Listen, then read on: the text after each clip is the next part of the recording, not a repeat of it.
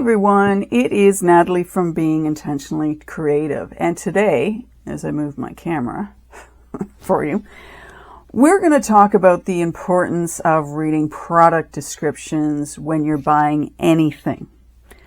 I've learned a big lesson over the last 24 hours. I had already done a video on this when I uploaded my video, though. It was in black and white basically, and you couldn't see what I need you to see. Unfortunately, you're not going to get the full scope of this now. However, I just thought it was a really important video to do. In case you're like me, where every once in a while you don't fully read product descriptions and then you get something and wonder why you've gotten what you've gotten, because in your mind you've had something else sort of set. This is what I'm expecting to get and this is what I've gotten. And I know with some of the videos I've watched on YouTube and people who are getting silicone molds, and sometimes they are smaller than they expect and other times they're bigger than they expected. And I've been in that boat where my molds they're not the size I'm expecting them to be. I've gotten better at looking at the size descriptions before I buy my molds now, so I have a better idea of just how big a mold is. And I should have done the same with this product. This is a stencil by Craftsmart. I bought it at Michael's. I like Craftsmart products. I don't have a problem with them, but this one I did, and I have to own this because I didn't read the product description.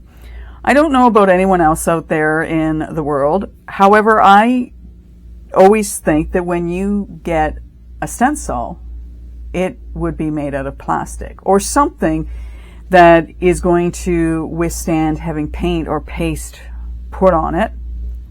However, when I bought this one, I had bought it in the store, but I had seen it online. I did not read the full product description. That was my mistake. I'm owning that completely. Anyway, these are made out of cardstock, and I'm hoping that you can see the difference. So this is the back of it, and that's the front of it. This was the very top one. And once I felt it, I went, ooh, this is paper. This isn't plastic. This isn't something that's going to withstand the elements. They talk about on the packaging how you can use paint on this and then sort of wipe it off. And because of what it's made out of, even if I were to wipe this very carefully, eventually, I think the paint's going to soak into it. I also think the paint's going to soak into, these crevices here, and it's just going to warp it. After a few times, I don't think it's going to work properly. So for me, I'm going to have to use dry products on this, and I'm thinking my dioxides by Ranger are something I could use on these. I'm not even sure I could use the dioxide inks on these. I think they'll stain them too much and ruin them. That was the first thing with this. Now, when I made my first video, you would have seen that the remaining stencils I got, these sections had not been punched out. I had to do that manually. And it probably took me an hour, 2 hours to go around all 18 of these stencils and punch out. I want to send an email to the company.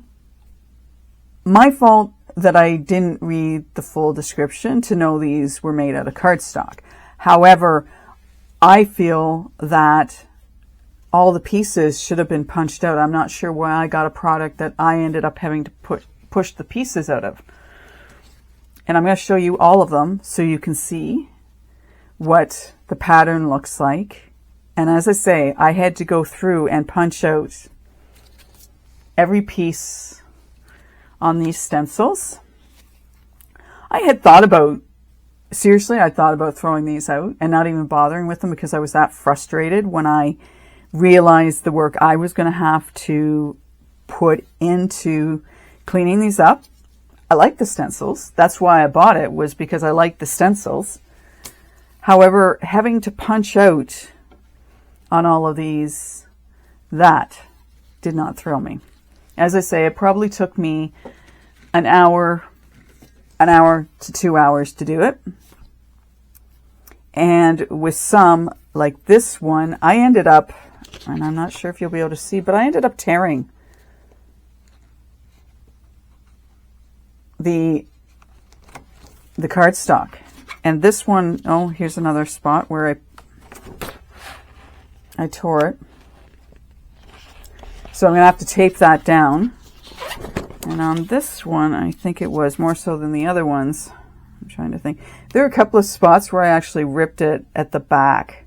So that has, in and of itself, sort of the texture, or the strength of this has been weakened because of that. Anyway, this isn't a very long video. I thought it was important. I made a mistake. I didn't read my description. Again, I wasn't expecting that I was going to have to punch these out. I did not read that anywhere in the description. And I guess there's the possibility this is a one-of, where these just didn't get punched out the way they were supposed to. And another package, they may have been punched out. I don't know.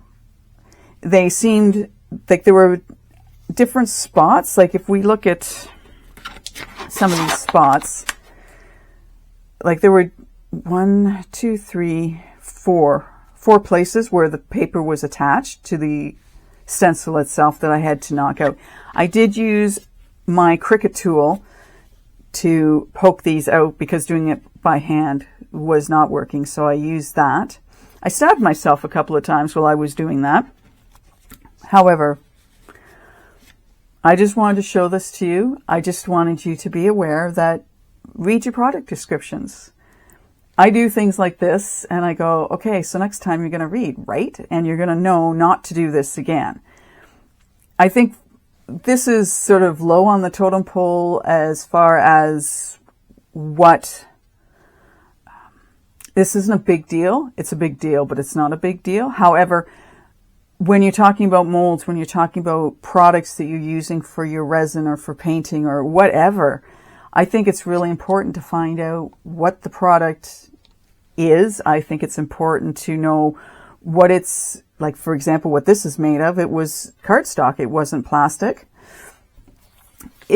I think it pays to read the descriptions, and I think it also pays to do a little bit of research, and that's why I use YouTube.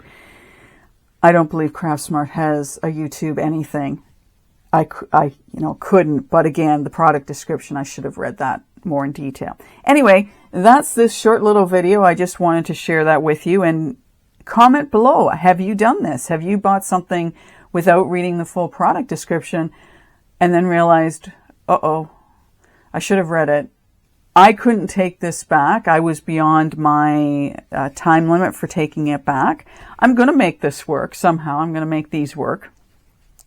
I doubt very much I could take one of them and just try paste or paint on them and see what's going to happen. But my big concern is there's no coating on this. I think it's going to ruin it. I had thought, well, maybe what I could do is if I pinned it down and then I put a coating of something on the back of this just to prevent it from, being ruined if I put paint on. But again, then I'm using product that I don't want to use, and I'm not sure it's going to work. That's my tip for today. Always read your product descriptions. Don't get caught. Don't get caught, because if you read it, then you can say yes or no to the product you're buying versus getting it and going, ooh, I didn't realize that this was like this. Anyway, I hope you're having a great day creatively. That's it for now. Take care, and we'll chat later. Bye for now.